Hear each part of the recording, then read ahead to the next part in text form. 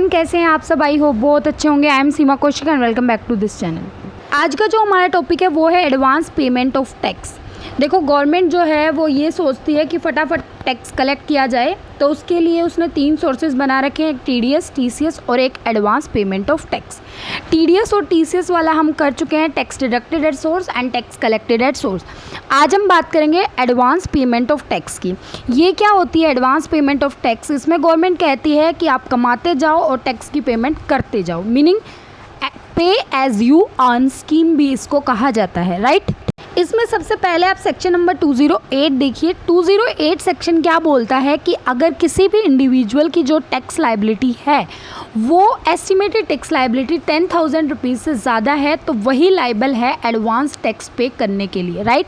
But वही 207 section ये कहता है कि अगर सीनियर सिटीजन या सुपर सीनियर सिटीजन के केस में अगर टैक्स लायबिलिटी 10,000 रुपीज़ से ज़्यादा भी है तब भी उसको एडवांस टैक्स पे करने की कोई नीड नहीं है।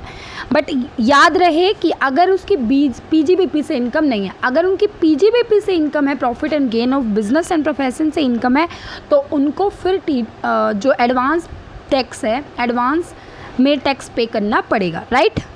यहाँ पर आप देख लीजिए सेक्शन 211 सेक्शन क्या बोलता है कि आपको किस तरीके से एडवांस टैक्स की पेमेंट करनी है। देखो, सबसे पहले आप क्या करोगे, एस्टिमेट लगाओगे एडवांस टैक्स का, राइट। आपने पूरा एस्टिमेट लगा लिया। अब क्या है, आपने 4 इंस्टॉलमेंट में टैक्स की पेमेंट करनी है, राइट। एक 15 जून को, फिर 15 सितंबर को, फिर 15 दिसंबर को और 15 मार्च को, राइट। अब क्या करना है, जो आपका एस्टिमेटेड टैक्स था, एडवांस टैक्स जो आपने बनाया है, उसका 15% आपको 15 जून से पहले पे कर देना है, राइट। फिर 15% से लेकर 45% तक, मीनिंग 30% और 40 अप टू 45% तक 15 सितंबर तक आपका टैक्स पे हो जाना चाहिए।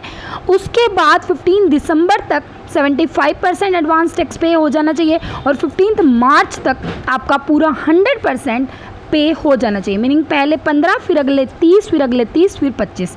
अब ड्यू डेट कैसे याद करनी है, पहले फटाफट याद करो। जैसे अप्रैल, मई, जून, फिर जुलाई, अगस्त, सितंबर, फिर आगे अक्टूबर, नवंबर, दिसंबर और जन, फेब, मार्च, राइट। सीधा 3 महीने का गैप है। समझ आई बात? 15 जून, 15 सितंबर, 15 दिसंबर, 15 मार्च। कैसे याद रखना है? 15, 45, 75 और पूरा 100%। Is it clear?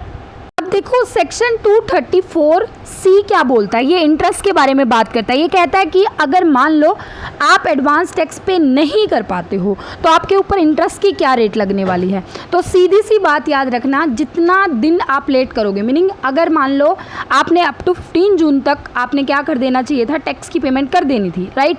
लेकिन आप 17 जून को कर रहे हो, तो कहने का मीनिंग ये है कि अगर मान लो एक भी दिन ऊपर हो जाता है तो आपका 1 महीना काउंट होगा और आपको पर मंथ 1% के रेट से इंटरेस्ट भी पे करना पड़ेगा। लेकिन उसमें रिलैक्सेशन है। वो रिलैक्सेशन क्या है कि अगर मान लो, क्योंकि अब आप एस्टिमेट कर रहे हो तो आप 100% श्योर नहीं हो, राइट। शुरुआत में आप श्योर नहीं होगे लेकिन लास्ट में जाते जाते श्योर हो जाओगे। तो पहले 2 इंस्टॉलमेंट में आपको रिलैक्सेशन है। कहने का मीनिंग ये है कि 15 जून तक अगर आप 12% भी एडवांस टैक्स पे कर देते हो तो आपको इंटरेस्ट देने की कोई ज़रूरत नहीं है। बट अगर 12% नहीं देते हो तब आपको 1% पर मंथ के हिसाब से आपके ऊपर टैक्स लगने वाला, इंटरेस्ट लगने वाला, राइट।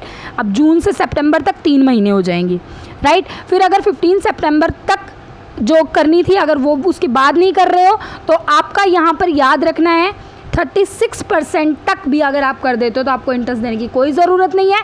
बट अगर आप 36% तक भी नहीं करते हो तो आपके ऊपर इंटरेस्ट लगेगा 1% पर मंथ के हिसाब से, वही अगले 3 महीने तक, राइट। अब उससे पहले कर देते तो उतने तक लगेगा, ज़रूरी नहीं है कि मीनिंग पूरे 3 महीने लगेगा। समझ रहे हो ना? जब जहाँ तक नहीं करोगे वहाँ तक लगेगा।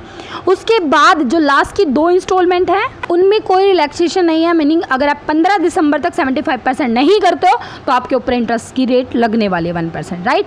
इसी तरीके से 15 मार्च तक अगर आप नहीं करते हो 100% तब भी आपके ऊपर इंटरेस्ट की रेट लगेगी।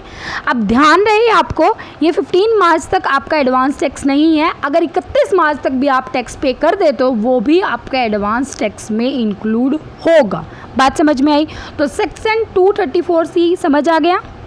आगे क्या कह रहा है, आगे ये कह रहा है interest for default in payment of advance tax. अब 234B पढ़ो, ये उल्टा चलेगी, समझ रहे हो ना। पहले मैं, अब ये मत सोचना कि पहले मैंने 234A क्यों नहीं कराया, फिर B कराना था, फिर C, पहले C आएगा, फिर B आएगा, फिर A आएगा। बात समझ में आई। ये क्या कह रहा है, interest for default in payment of advance tax. ये क्या बोलता है, कहता है कि अगर में क्या होता है कि अगर आप मान लो 90% तक अगर आप एडवांस टैक्स नहीं पे करते हो तो आपका इंटरेस्ट लगना शुरू हो जाएगा। वो कब से शुरू होगा याद रखना, 234B वाला जो प्रोविजन है वो लगना शुरू होगा आपका 1 अप्रैल से, नेक्स्ट ईयर की, समझ रहे हो। 1 अप्रैल से जब तक आपकी रिटर्न फाइल करने वाली डेट आएगी वहाँ तक आपको इंटरेस्ट पे करना है अंडर सेक्शन 234B, और आपका पर मंथ 1% लगेगा। और 234A क्या बोलता है, ये बोलता है कि अगर मान लो आप ड्यू डेट से पहले रिटर्न फाइल नहीं कर पाते हो तो आपके ऊपर इंटरेस्ट लगेगा, वो लगेगा आपका 234A से।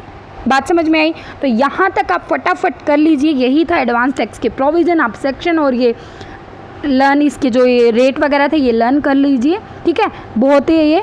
और एक लास्ट टॉपिक आपका रह गया है बस ITR वाला, फिर आपका income tax complete. Okay, bye bye, take care.